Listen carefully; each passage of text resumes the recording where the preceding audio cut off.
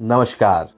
भारतीय सनातन संस्कृति के विभिन्न मूल्यों को लेकर निर्मित पूजा पाठ चैनल में आपका स्वागत और अभिनंदन है। ओम नमः शिवाय, एकलिंगाय नमः। मित्रों, वर्ष 2020 में इस बार अप्रैल माह के 26 तारीख के दिन परशुराम जयंती यानी अक्षय तृतीया का त्यौहार आ रहा है। हम आपके लिए लेकर आए हैं भगवान परशुराम जी के इतिहास से जुड़ी हुई कथा और उनकी कुछ विशेषताएं। मित्रों, भगवान विष्णु के छठे अवतार परशुराम जी का जन्म अक्षय तृतीया वैशाख शुक्ल तृतीया को हुआ। अतः इस दिन व्रत करने और उत्सव मनाने की प्राचीन परंपरा रही है। हमारे भारत की सनातन परंपरा के अनुसार उन्होंने क्षत्रियों का अनेक बार विनाश किया। क्षत्रियों के अहंकार पूर्ण दमन से विश्व को मुक्ति दिलाने के लिए उनका जन्म हुआ था। परशुराम जयंती हिंदू पंचांग के अनुसार वैशाख माह की शुक्ल पक्ष तृतीया को मनाई जाती हैं। इसे परशुराम द्वादशी भी कहा जाता है। ऐसा माना जाता है कि इस दिन किए हुए कार्य बड़े ही प्रभावशाली होते हैं।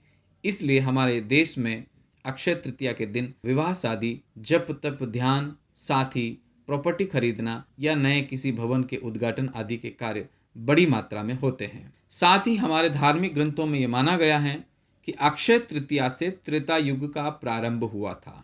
यानी हम अभी कलयुग में हैं, उसके पूर्व जो युग आए थे, त्रेता युग का प्रारंभ अक्षय तृतीया से हुआ था। इसलिए भी ये बड़ी महत्वपूर्ण है। भगवान परशुराम राजा वे विष्णु के अवतार और शिव के परम भक्त थे। उन्हें शिव से विशेष परशु प्राप्त हुआ था, इसलिए उनका नाम परशुराम हो गया। उनका मूल नाम राम था, लेकिन ये परशु प्राप्त होने के बाद परशुराम के नाम से वो जगत में विख्यात हो गए। परशुराम भगवान विष्णु के 10 अवतारों में छठे अवतार थे, जो वामन एवं रामचंद्र जी के मध्य में गिना जाता है। ऋषि जगदग्नि के पुत्र होने के कारण वह एक और नाम जामदग्नि के नाम से भी पुकारे जाते हैं। भारत में हिंदू धर्म को मानने वाले अधिक लोग हैं। मध्यकालीन समय के बाद जब से हिंदू धर्म का पुनरुद्धार हुआ, तभी से परशुराम जयंती का महत्व और अधिक बढ़ गया है। इस दिन उपवास के साथ सर्व ब्राह्मण समाज द्वारा जुलूस, उत्सव, सत्संग जैसे विविध कार्य हमारे संपूर्ण विश्व में अनेक जगहों पर देखने को मिलते हैं। एक विशेष बात हम आपको बताने जा रहे हैं। परशुराम 2 शब्दों से मिलकर बना है। परशु अर्थात कुल्हाड़ी तथा राम। इन 2 शब्दों को मिलाने पर कुल्हाड़ी के साथ राम अर्थ निकलता है। जैसे राम भगवान विष्णु के अवतार हैं, उसी प्रकार परशुराम जी भी विष्णु के अवतार हैं। इसलिए परशुराम जी विष्णु जी तथा राम जी के समान शक्तिशाली माने गए हैं। हिंदू धर्म में परशुराम जी के बारे में ये मान्यता है कि वे त्रेता युग एवं द्वापर युग से अमर हैं। परशुराम जी की त्रेता युग दौरान रामायण में तथा द्वापर युग के दौरान महाभारत में अहम भूमिका रही।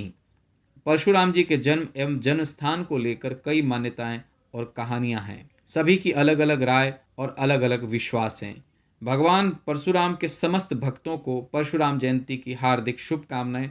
साथ ही उनके बारे में कहा जाता है कि उन्होंने पृथ्वी से 21 बार क्षत्रियों का नाश किया। इस बारे में हमारे प्राचीन ग्रंथ बताते हैं कि उस समय तत्कालीन समय में जो दुष्ट क्षत्रिय थे उनका ही नाश किया गया था, जबकि अच्छे क्षत्रियों को उन्होंने बख्शा था, यानी शासन के लिए जोड़े रखा था।